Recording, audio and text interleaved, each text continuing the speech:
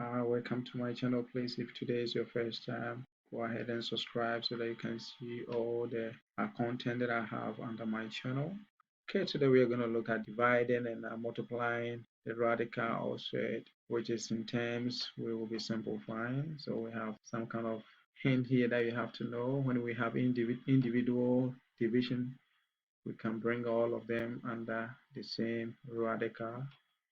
And when we have multiplication and all of them have a radical, we can bring them under the same canopy. We have to be mindful that here we are looking at the principal. We are looking at only the non-negative. We are not going to look at the negative side of it. We know that square root over x squared is absolute, but here we are just looking at the positivity of it. And you have to be very careful when you're writing this kind of stuff, which the square is not part of the radical, then it's better you bring it as a coefficient. Okay, so let's go get the example done. Okay, so if we have square root of 7 times square root of 12, as we know, we will give them one radical and then we write 7 times 12 inside, and this can be 7 times 12 is 84. And we know that 84 is not one of the perfect squares, so we will break this one into our perfect squares. We know our perfect squares, which is square root of 4, 9, 10, and so forth and so forth. These are the perfect squares. So when you have something like this, you first of all divide it by the first perfect square, and when we divide it, we got 21, so that's really good. So we break this down into 4 times 21. Our square root of 4 is 2, so it will come outside as that, and leaving the 21 behind. And here, you try to divide by 4. It's not divisible. Divide by 9 is not divisible, so that's the lowest you can go, and that gives us the simplification of it. Okay, our next example, we have 3 individual. All of them is under square root, so we can bring all of them under one square root. So write that one. So 2 times 6 times 12, and that will be giving us 2 times 6, 12. 12 times 12, 144. I remember 144 is still that, and square root of 144 is 12, and it's plus or minus 12, but here we say we are looking at only the principal, the non-negative, so this gives us as our simplified form of. Okay, if we have this and we are multiplying, we can bring all of them under the same. That give us 5 times 8 is 40, and here we start dividing and realize that 40 divided by 4 will give us 10, so 4 is divisible by that, so we can rewrite this as 4 times 10. And square root of 4 is 2, so it come out, leaving the 10 behind. We cannot break this down with respect to this, so we stop right here as an answer. Let's consider some of the division too. So here we can bring all of them together. 75 divided by 15, and 75 divided by 15 give us 5, so square root of 5. So we stop right here. And what about if we have square root of 48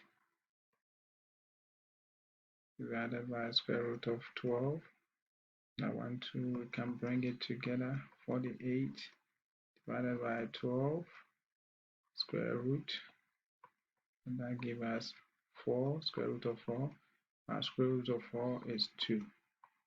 Look at that. And if we have square root of 35 divided by square root of 7, bring 25 divided by 7, and that's square root of 5.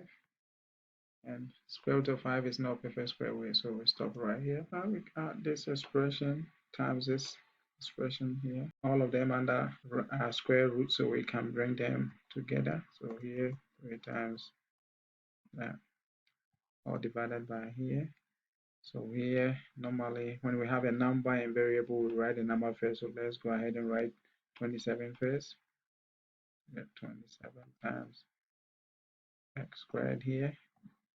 Bring our square root here. What we could do is that we see that the same x squared here, same x squared here, they will turn into 1. And then here, 3 divided by 3 is 1, and 27 divided by 3 is 9. So here it will go here as 9, and here 1. So we get 1 over 9. And we can say that we can split it in here as square root of 1 over square root of 9. Square root of 1 is 1. Square root of 9 is 3.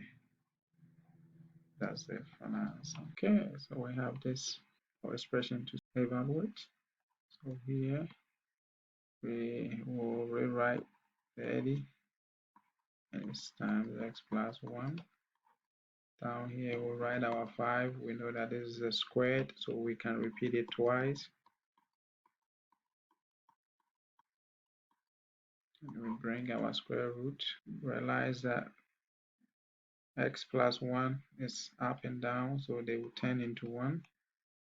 And we know that 5 can go here. So 30 divided by 5 will be 6. So here will be 6. And 5 divided by 5 will be 1. Now we got 6.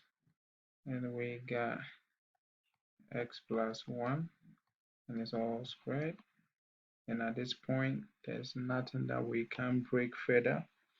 So we will stop right here as the final answer. So we have this to simplify. Let's bring all of them together. So let's write the number first. So we got 3 times x is an s cubed. So let me write it as that so that we can see what we can do.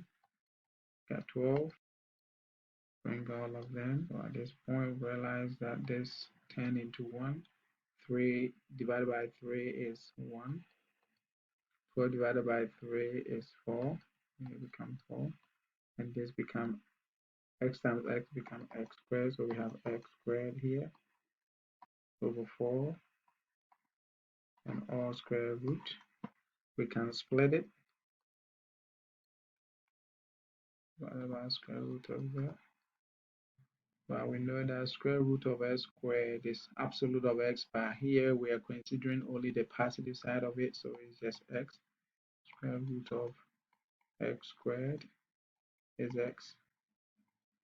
And then here square root of 4 is 2, and that is our final answer. So we got 18x times square root of 2x squared.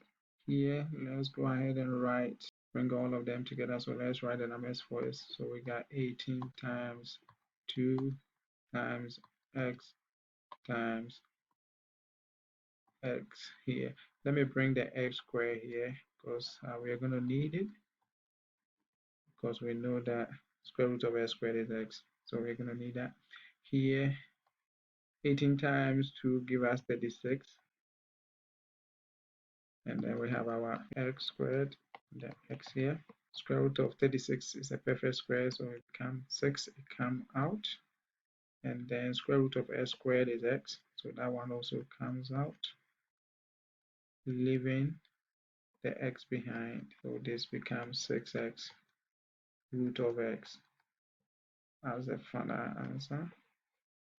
Okay, so we have this, and this expression to simplify has been written in the horizontal. Let's write in a vertical way so that we can see the picture better. 20 x cubed, then 5x here. I'll rewrite this. We know that 5 can go here, so we can write 5 times 4, and then this x times x squared, breaking in with the respect to x because I know this one can take one of them out. Okay, so here all divided by 5x. Then we got our square root.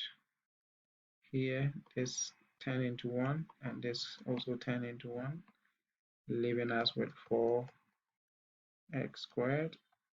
Square root here. We know that square root of 4 is 2, so it will come out. And square root of x squared is x here. And tada, this is the answer. Please subscribe and thank you for watching. And see you in the next video. Be blessed. Bye bye.